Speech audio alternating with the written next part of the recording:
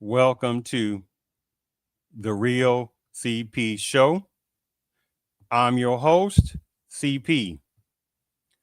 And today's topic, at least 7 Hispanics were involved in the largest armored car jewelry heist in the history of America. But this black and brown coalition, right? This people of color, communities of color, right?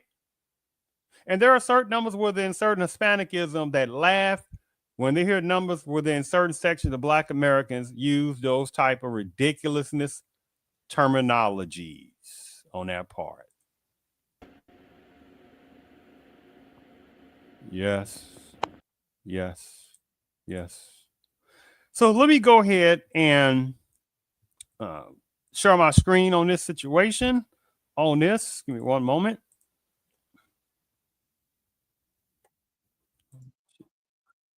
On a second here, make sure you can see that here. Okay, looks good. Looks good. All right, let's make sure here. All right, That's good. Let me see. 7 Southern Californians stole 100 million in gold jewelry. See, it's very interesting because there are people, they got to make sure they don't say certain things. At the same time, there are 7 Southern Hispanics in California that stole 100 million in gold. So the story goes is that 7 Southern Hispanics in California have been identified as the thieves who targeted a Brinks truck in the Grapevine, area 3 years ago, pulling off what officials say is the largest jewelry heist in U.S. history.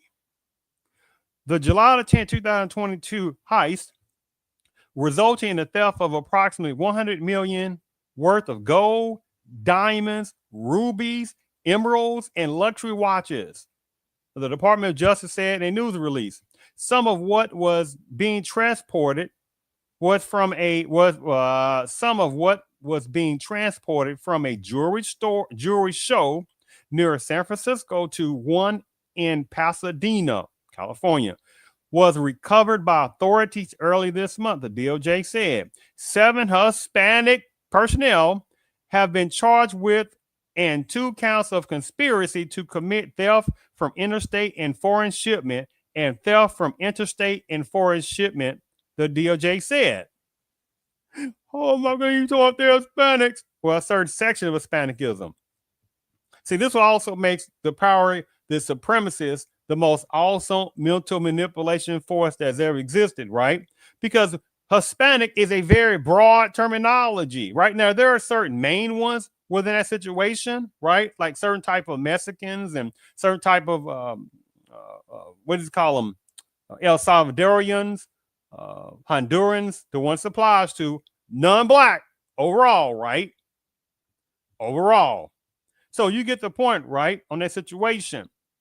But Hispanicism is a very large, broad-based terminology. But when you say something about relating to black folks, right? Oh, they make sure to put that in a very also broad but very derogatory terminology, right? So when here's something about black folks, the very small amount of black folks commit criminality, it's looked at in a very broadness, right? In this situation. But when you say Hispanicism, it's like, oh my goodness, don't be sitting there saying such in generic terminology. Go to Hades. You see the game on that, right? Carlos Victor Manstanza something Staccato 31 of Pasadena. Jazia Padilla Resto, aka anyway, you get the point on that. And Albert anyway on that. Pablo Raul Lugo, 41. Oh, the previous one was 36 years old. So Victor Hugo Valencia something Salozano, 60 years old, of Rampart Village neighborhood of Los Angeles. Jorge Enrique Alban, 33, of South Los Angeles. Jason Nelan Prezilla Flores, 42, of Upland. Eduardo Macias Abada, 36, of Westlake neighborhood of LA. Of those 7 Hispanic personnel, 5 people, Mestanza, Padilla, Lugo, Valencia, and Alban, also face charges of interference with commerce, interference with commerce by robbery, and 2 counts of conspiracy to interfere with commerce by robbery, as well as additional counts of theft from interstate and foreign shipment. In addition to the 2022 theft at a Lebec rest stop, Mestanza, Padilla, Lugo, and Valencia are also alleged to have stolen $240,573 worth of Samsung electronics from an interstate cargo shipment in Ontario. On March 2nd, 2022, prosecution said those same Hispanic defendants, these ones, and Alban, allegedly then robbed a box truck driver of $57,377 worth of Apple AirTags. The DOJ said one of the robbers brandished a knife and threatened the driver. Federal officials also alleged the crew tried similar break-ins on trucks in Fontana. If the alleged Hispanic thieves are convicted, each theft charge carries a maximum sentence of 10 years in federal prison, 5 for each conspiracy charge, and 20 for each robbery charge. Let me sit there and go ahead and play this particular video now. All right. Several people have been arrested in what authorities say is the largest jewelry heist in U.S. history. KTLA's Omar Lewis live now in Westwood with the details. Omar, good morning. Good morning, Jessica. We know that this group of 7 suspects is accused of pulling off a meticulously planned heist that totaled about $100 million worth of stolen jewelry. 2 of the suspects faced a federal court judge here yesterday. We can tell you prosecutors say this group followed a Brinks truck for about 300 miles before striking at a Grapevine truck stop. Now, if convicted, this group of 7 suspects could spend decades behind bars. We had a lock on here. You had a lock on here, yep. And it's gone. So I don't even know where the lock is. We kind of looked around for it, but there's nothing to be found. Okay. This is body cam footage from police immediately after that theft. According to federal prosecutors, it all began in July of 2022. 7 men allegedly began tailing a Brinks semi-truck, leaving an international jewelry show in San Mateo. That truck was carrying 73 bags of gold, diamonds, rubies, and watches. In the early hours of July 11th, it stopped at a Flying J truck stop in Lebec. While one guard was asleep and the driver was eating at the truck stop, authorities say that's when the suspects made their move, cutting the lock and stealing 24 bags of merchandise. By the way, I'm utilizing this as fair usage doctrine. Valued at up to $100 million. It's a staggering amount of gold, diamonds, and luxury watches. The sheer volume of these large footlockers would fill more than a cargo van. I just can't understand how they could get away with so much merchandise. Huh? The naiveness of how that terminology is.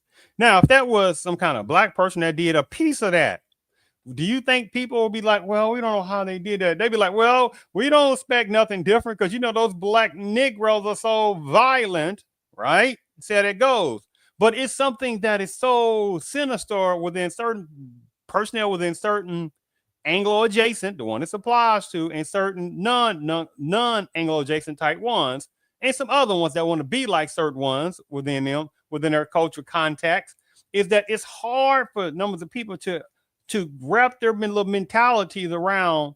There are non-black people that commit a lot of crimes, right? But they got to continue to keep trying to get, you know, the nonsensical stereotype criminality of black on black crime, black on black crime. So they got to keep trying to get people to focus.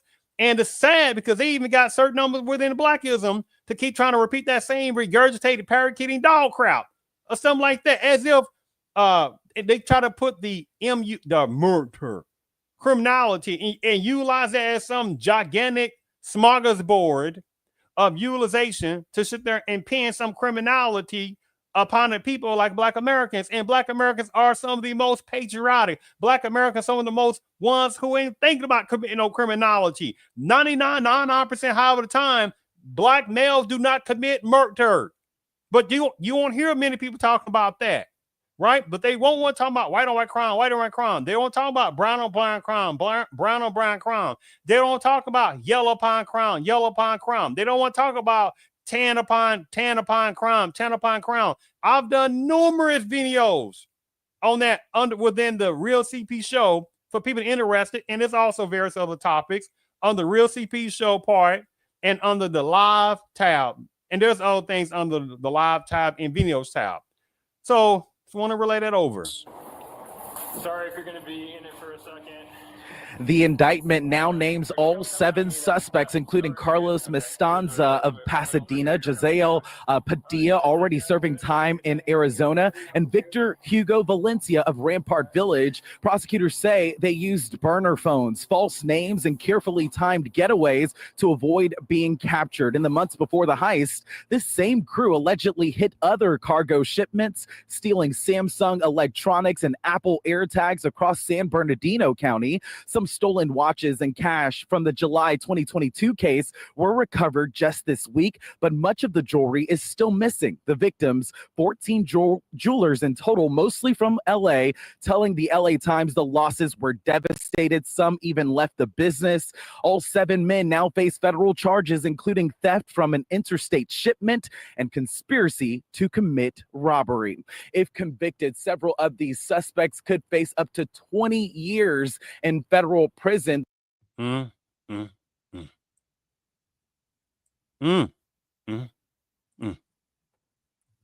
at the same time, black on black crime, black on black crime, black on black crime, black on black crime.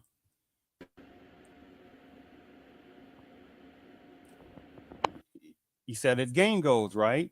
And then there are certain numbers within Hispanicism that try to play this little silly little hatiness type